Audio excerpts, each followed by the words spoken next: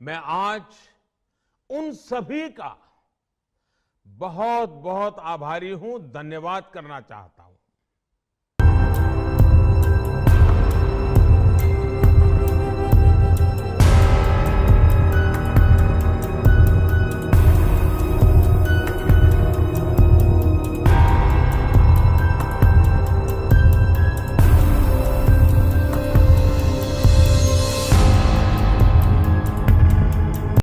Mark my words, take it from me.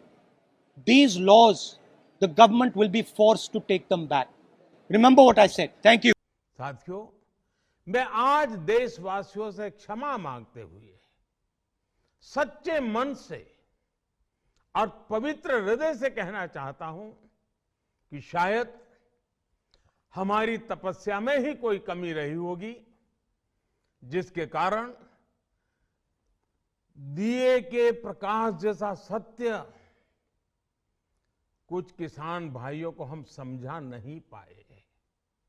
आज मैं आपको, पूरे देश को ये बताने आया हूं कि हमने 3 कृषि कानूनों को वापस लेने का, रिपील करने का निर्णय लिया है।